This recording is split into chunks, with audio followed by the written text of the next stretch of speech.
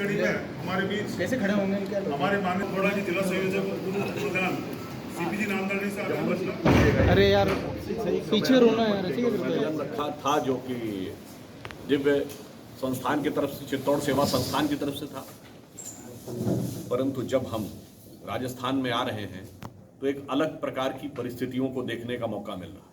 एक तरफ भारतीय जनता पार्टी है जो कि सेवा के संकल्प से सेवा का पखवाड़ा मना रही है और देश के भिन्न भिन्न क्षेत्रों में समाज के भिन्न भिन्न वर्गों समुदायों के प्रति सेवा के भिन्न भिन्न कार्य कर रही है। दूसरी तरफ कांग्रेस पार्टी है जहां सत्ता की मेवा खाने के लिए जहां तहां संघर्ष दिखाई पड़ रहा है और उसका केंद्र राजस्थान दिखाई पड़ रहा है और उनके लाल दक्षिण भारत में यात्रा निकाल रहे हैं जिसको भारत छोड़ो यात्रा का नाम दे रहे हैं। तो अगर मैं ये कहूं कि हम तो सेवा राम हैं, हम सेवा भी कर रहे हैं और राम के भी हम भक्त हैं, और वो मेवालाल हैं जो उनके लाल यात्रा कर रहे हैं और मेवा के लिए उनके साथी लोग यहाँ पर सत्ता का संघर्ष करते नजर आ रहे हैं। 4 वर्षों में अशोक गहलोत जी की सरकार के चलते हुए जो परिस्थितियां बनी हैं उसमें 2-3 ऐसी परिस्थितियां हुई जो राजस्थान में पहले कभी दिखाई नहीं पड़ती। कानून व्यवस्था की स्थिति जिस कदर खराब हुई है, इससे पूर्व कभी राजस्थान में कानून व्यवस्था की इतनी बड़ी समस्या नहीं होती थी। आपने देखा है कि जहां तहां लूटपाट, हत्या, बलात्कार की घटनाएं आम होती जा रही। उससे अधिक दुखद बात यह है कि महिलाओं के प्रति अत्याचार के मामले में यहां तक कि सरकारी आंकड़ों के अनुसार भी राजस्थान सबसे आगे का राज्य हो गया है। तीसरी उससे अधिक खतरनाक बात यह कि राजस्थान में इस सरकार के कार्यकाल में सांप्रदायिक सौहार्द जिस सीमा तक तार तार हुआ है और कट्टरवादी शक्तियों को जिस प्रकार का प्रश्रय मिला है, ऐसा राजस्थान में पहले कभी देखने को नहीं मिलता था। और उससे अधिक दुख की बात यह है कि एक तरफ महिलाओं पर अत्याचार बढ़ रहे हैं, बलात्कार के मामलों में राजस्थान सबसे आगे है, और दूसरी तरफ इनके नेताओं के निहायत ही गैर जिम्मेदाराना और असंवेदनशील बयान। एक मंत्री महोदय, संसदीय कार्य मंत्री, वो बोल चुके हैं जो कि मैं बोलना यहां पर उचित नहीं समझता हूं, आप सभी लोग उससे अवगत हैं। तो मुख्यमंत्री महोदय ये बोल चुके हैं कि 56% से अधिक केस फर्जी होते हैं, और यहां तक कि वो इसके लिए बलात्कारियों को नहीं बल्कि कानून को दोषी ठहराने का प्रयास कर रहे हैं। मुझे लगता है कि अपराधियों के मनोविज्ञान और बलात्कारियों के मनोविज्ञान की ऐसी व्याख्या करने वाला तो कोई दूसरा नेता कभी भारत की राजनीति में नहीं हुआ होगा। और इस पे मेरा प्रश्न यह भी है कि एक तरफ प्रियंका गांधी जी उत्तर प्रदेश में कहती हैं कि मैं लड़की हूं, लड़ सकती हूं, और उत्तर प्रदेश में ये नारा देने के बाद राजस्थान में वो लाचार है। यहां पर उनके नेता ऐसे बयान दे रहे हैं और उसके बाद उनके मुंह में दही जमा हुआ है। ये अपने आप में बहुत दुखद और हृदय विदारक है। भारत और विश्व में ऐसी दर्दनाक घटना का साक्षी बना, और उससे भी दुखद बात यह है कि ये जितने भी तथाकथित सेकुलर बुद्धिजीवी और सेकुलरिज्म के सूरमा हैं, आप याद करिए कि मात्र कुछ साल पहले कहते थे कि जय Shri Ram has become a war cry, और उनमें से किसी के मुंह से नहीं निकला कि सर तन से जुदा is become a war cry. और उससे अधिक दुख की बात यह है कि उस पार्टी की सरकार जो अपने को महात्मा गांधी की विरासत का एकमेव स्वघोषित स्वयंभू उत्तराधिकारी मानती है, whole sole exclusive one and only copyright holder मानती है, वह सर तन से जुदा पर चुप।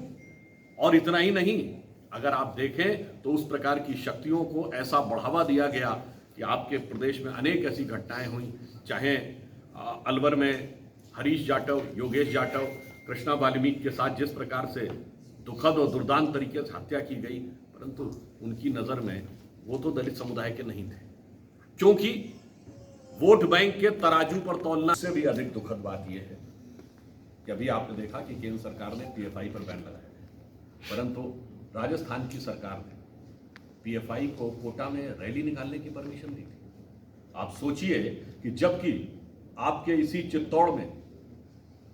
चित्तौड़गढ़ क्षेत्र में कुछ महीने पहले आरडीएक्स बरामद हुआ और पीएफआई जैसी संस्था को रैली निकालने की परमिशन दी जाती है, जबकि उल्लेखनीय बात यह है कि जब केरल में कांग्रेस की सरकार थी तब उसने भी पीएफआई के खिलाफ अपनी रिपोर्ट दी थी। इससे यह दिखाई पड़ता है कि राष्ट्र विरोधी शक्तियों के साथ भी समझौते की सीमा तक जाकर वोट बैंक की राजनीति का तुष्टीकरण करने का जो प्रयास किया गया है, मेरे विचार से ऐसा कभी राजस्थान की धरती पर देखने को नहीं मिला। और इसमें वो अपने पूरे वादे तो भूल ही गए। कहा था बेरोजगारों को बेरोजगारी भत्ता देंगे, 4.5 साल होने को आ रहे हैं, क्या हुआ? आप सोचिए, किसानों के लिए क्या कहा था राहुल गांधी जी का, वो याद है वाक्य, 1 2 3 4 5 6 10 दिन के अंदर सब माफ कर दूंगा, नहीं तो हटा दूंगा। अब तो खैर उनकी हैसियत ही नहीं रह गई, ये लग रहा है कि वो हटा पाएंगे। और क्या माफ हुआ है ये सबको दिखाई पड़ रहा है। इसलिए हम ये कहना चाहते हैं कि आज एक तरफ राजस्थान की स्थिति ये है कि युवक परेशान है, लंपी वायरस ने सबसे अधिक गंभीर अटैक कर रखा है तो राजस्थान में। केंद्र सरकार की तरफ से वैक्सीन पर्याप्त मात्रा में राजस्थान सरकार को उपलब्ध करा दी गई है, परंतु ऐसा लग रहा है कि आपसी संघर्ष में फंसी राजस्थान सरकार के पास अब कोई ध्यान देने का वक्त ही नहीं। 7-8 अक्टूबर को इन्वेस्टमेंट समिट होने वाली थी। अभी समाचार पत्रों में इस प्रकार की बात आई है कि 10,000 करोड़ रुपए से अधिक के इन्वेस्टमेंट जिनके के लिए इनिशियल एमओयू साइन हो गया था, उन्होंने विड्रॉ कर लिए, क्योंकि ज्यादातर लोगों ने आरोप लगाया कि न कोई चीज आगे बढ़ रही है, न उनका प्रस्ताव पे आगे कोई कार्रवाई हो रही है, और सरकार पूरी तरीके से असंवेदनशील है। यानी इन्वेस्टमेंट और नौकरियों के लिए जिस प्रकार के वायदे किए थे वो सब पूरी तरीके से खाली नजर आ रहे हैं। अरे बेरोजगारी भत्ता तो दिया नहीं, तो कम से कम बेरोजगार के अवसरों का जो दावा किया था वह भी आपकी अंदरूनी लड़ाई में जाते चले जा रहे हैं। इसलिए मैं कहूं कि आज राजस्थान की स्थिति यह है कि युवक परेशान है, जनता ध्वस्त होती हुई कानून व्यवस्था से हैरान है, किसान हलकान है, और उसके बाद कांग्रेस पार्टी के अंदर मचा हुआ घमासान है। और इनकी पाठ्य पुस्तकों में महाराणा प्रताप से ज़्यादा अकबर महान है, ये 4 साल का अशोक गहलोत की सरकार का राजस्थान है। सारी समस्या की जड़ ये है कि राजस्थान में कांग्रेस पार्टी के सत्ता संघर्ष का सबसे बड़ा केंद्र बन गया है। दुख की बात यह है कि जब कांग्रेस पार्टी की अध्यक्षा स्वयं एक महिला है, इसके बावजूद राजस्थान सबसे बड़ा महिलाओं के प्रति अत्याचार का केंद्र बन गया है। गैंग रेप की इतनी वारदातें हो रही हैं कि चित्तौड़ जिले में भी भोपाल सागर में 4-5 दिन पूर्व ऐसी एक घटनाएं हुई हैं। महत्वपूर्ण बात यह नहीं है, महत्वपूर्ण बात यह है, उससे ज्यादा गंभीर और दुखद बात यह है कि सरकार की असंवेदनशीलता। इतने हौसले बढ़ते चले जा रहे हैं कि 3 दिन पूर्व यहां पर एक विवाहिता को जिंदा जलाने की भी घटना हुई। ज्यादा दुखद बात यह है कि सरकार इस कदर असंवेदनशील है कि अपराधियों के हौसले बुलंद हैं। और सरकार का सारा ध्यान किसमें है कि गद्दी कौन बचा के रखेगा। कांग्रेस पार्टी की स्थिति यह है कि एक उनका अमेठी का विस्थापित युवा नेता है और दूसरी तरफ राजस्थान का स्थापित बुजुर्ग नेता है।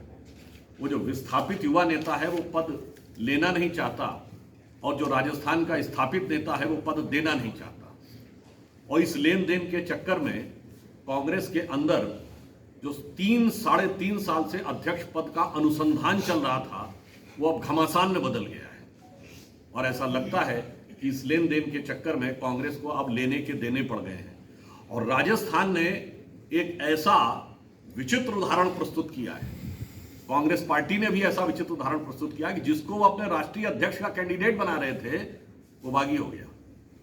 राजस्थान के अंदर बगावत के आक्षेप में, वैसे तो उनकी हिम्मत नहीं पड़ रही है कि सीधे प्रश्न पूछ लें, मुख्यमंत्री के ऊपर वो यह आक्षेप है कि वो पार्टी आला कमान की बात नहीं मान रहे। प्रदेश अध्यक्ष डोटासरा जी वो भी उसी वर्ग में माने जा रहे हैं। विधानसभा अध्यक्ष सीपी जोशी जी उसी में माने जा रहे हैं और चीफ विप को तो सीधे नोटिस ही जारी हो गया। केंद्रीय पर्यवेक्षक आता है, वो ओपनली कहता है कि मुझसे मिलने नहीं आए और यह अनुशासनहीनता है। और अशोक गहलोत जी के ऊपर यह आरोप लगा के जाते हैं कि साहब ये तो कॉन्फ्लिक्ट ऑफ इंटरेस्ट की बात कर रहे हैं कि यदि 19 तारीख के बाद 19 अक्टूबर के बाद फैसले की बात कर रहे हैं, तो दूसरी तरफ शांति धारीवाल जी ओपनली पब्लिक में स्टेटमेंट दे रहे हैं कि साहब जो ऑब्जर्वर आए थे वो तो एजेंडा लेके आए थे। तो दूसरे आपके मंत्री राजेंद्र गौड़ा जी तो ये कह दे रहे हैं कि शांति धारीवाल जी का दिमाग का अलाइनमेंट बदल गया है। पूछना चाहता हूं, कांग्रेस इसको आंतरिक लोकतंत्र कह रही है? इसमें न कुछ आंतरिक है न लोकतंत्र है, ये एक सार्वजनिक दंगल है। आंतरिक लोकतंत्र के नाम पर यह सार्वजनिक दंगल है।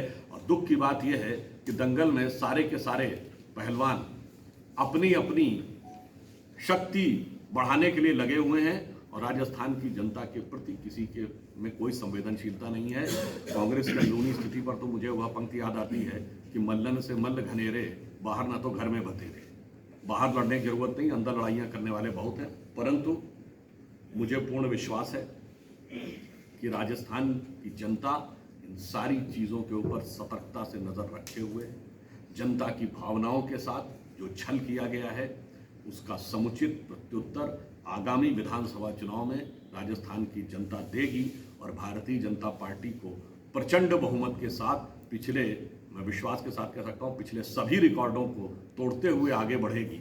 जैसे इसी चित्तौड़गढ़ में आपके सांसद ने रिकॉर्ड तोड़ विक्ट्री पाई थी लोकसभा के चुनाव में, ऐसे ही हम आशा करते हैं कि अगले चुनावों में कांग्रेस पार्टी के इन कर्मों के कारण और दूसरी तरफ श्री नरेंद्र मोदी जी के नेतृत्व में भारतीय जनता पार्टी की सरकार जिस प्रकार से विकास के कार्य कर रही है, जिस प्रकार से राष्ट्रीय सुरक्षा के लिए कार्य कर रही है, जिस प्रकार से जन जन को विकास के सारे आवश्यक जीवन की आवश्यकताएं पहुंचाने का कार्य कर रही है, उसके चलते हुए वैसी ही रिकॉर्ड तोड़ विजय प्राप्त होगी।